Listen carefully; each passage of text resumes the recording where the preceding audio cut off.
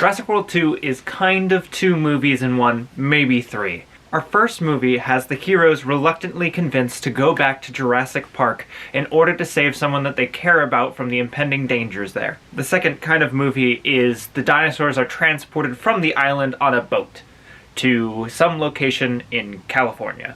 And the third movie is the businessman who thought he was going to turn a profit by selling the dinosaurs actually just ends up wreaking havoc and releasing dinosaurs into the California wilds.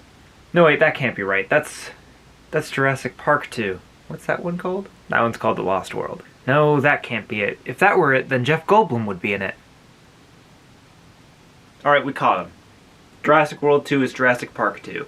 What else is new? It's the perfect blend of the 2 most dangerous creatures that have ever walked the earth. We call it the Indominus Rex. The central plot to this movie wouldn't occur if Jurassic Park 2 existed. Which it does, at least in our universe, and Jurassic Park 1 definitely existed in that universe, but maybe Jurassic Park 2 doesn't exist, but that'd be a really weird distinction to start making.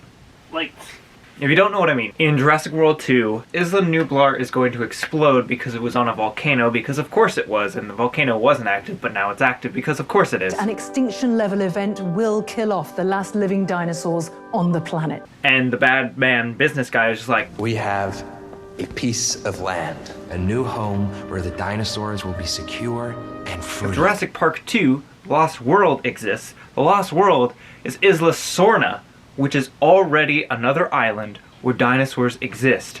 And those dinosaurs exist without the lysine deficiency. For some reason, I don't know. Jurassic Park 2 was also kind of dumb. It also ignores in Jurassic Park that they have the lysine deficiency, so the dinosaurs would just naturally die anyways when nobody was there. But I guess they didn't do that for Jurassic World. Oh, let me check. Yeah, I guess no reason. True that the de-extinct creatures go re-extinct? I know Jurassic Park is blowing up, but is Isla Sorna blowing up? I thought we kept most of the dinosaurs there. Shh! Claire not know about Isla Sorna? For the island, Sorna, Jurassic Park, all of it. It's possible because the things that her employees keep away from her cause Jurassic World. You know that I'm not at liberty to reveal the asset's genetic makeup. Climax of this movie is nothing like Jurassic Park 2 because it's a lot like Jurassic Park 1.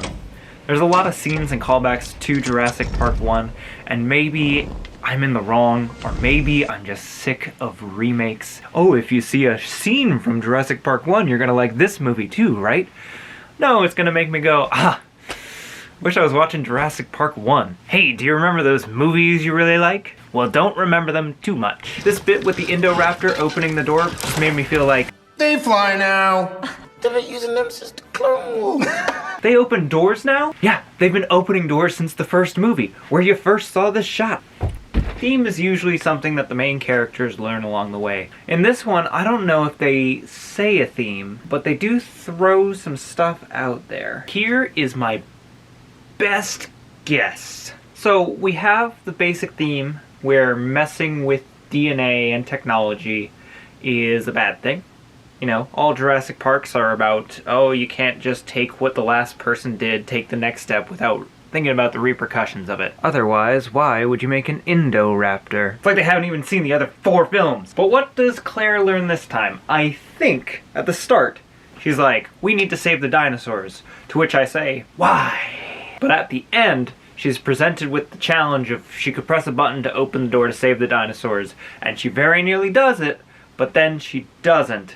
Because I think she decides that, yeah, it's probably a bad idea to sick a bunch of dinosaurs on unsuspecting Californians. She really, really very nearly does it, which is why I feel like she doesn't exactly learn her lesson. I think if it was in any other circumstance, she would have slammed that button. 1 hour, 42 minutes. Bowling pin sound effect. Maybe this film is about inevitability. You can't put it back in the box! We have to try. It's too late. So many characters do things, and then whatever they were trying to prevent or cause just happens anyways. Like, the worst example is that they almost press the button, decide not to, but then they have to press the button anyways because the kid does it.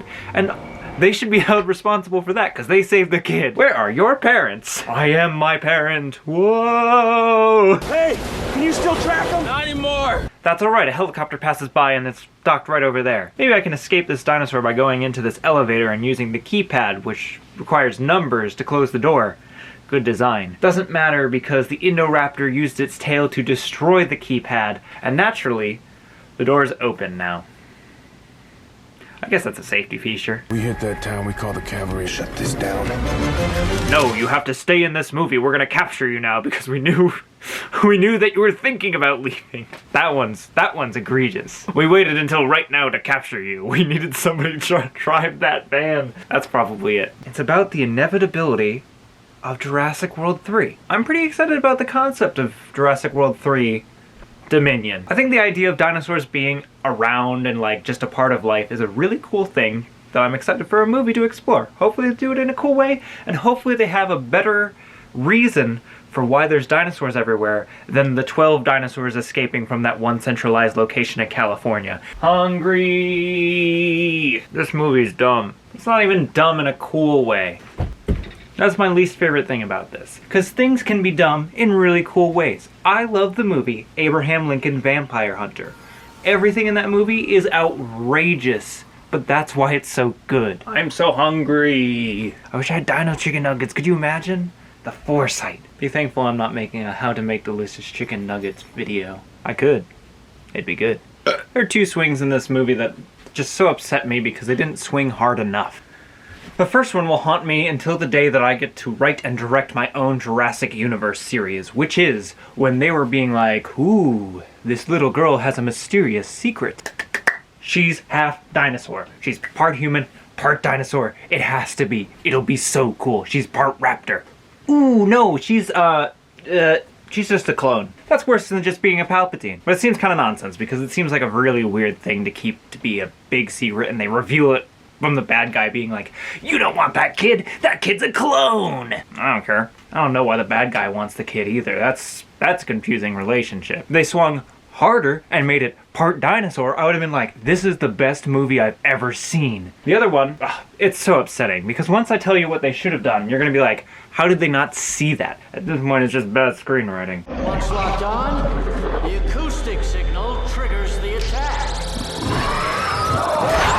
This animal is relentless. So naturally, later on, they use that sonic gun to point it at Chris Pratt, and Chris Pratt does a cool dodge, and then the Indoraptor almost falls through the ceiling but doesn't, and then Blue pushes him into spikes that just so happen to conveniently be there.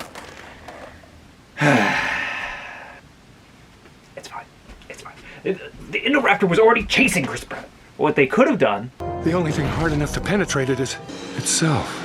and used the sonic gun to target the Indoraptor, and because half the time they talk about it, they're like, No, this is a prototype. Modifications are still being made. if it targets itself, it will destroy itself. That would be so cool. They basically planted for that to be the solution and then didn't take it. And they were like, this is what's going to happen. Oh, psych, I subverted your expectations. Oh! Reset the counter, I talked about Star Wars again. The stupidest thing in it. Blue gets shot, so they need a blood transfusion. But for carnivores with 2 or 3 fingers, no more than 3.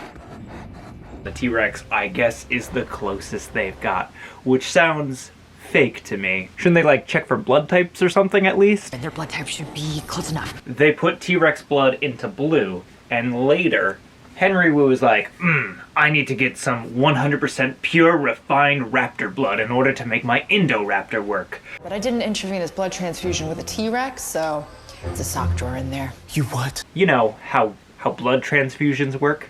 Where when you receive a blood donation, you are now part that person? Before I close it out and give my final verdict, I will say that there are a lot of shots that use light in a really cool way, especially with the dinosaurs. The other thing, what else is good? There are dinosaurs in it. Overall, I give Jurassic World 2, Lost Kingdom. No, Fallen Kingdom. Ooh, a watch the trailer, that's all you really need out of 6.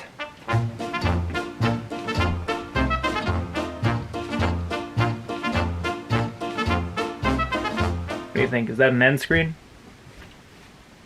Is the snow? Sworna.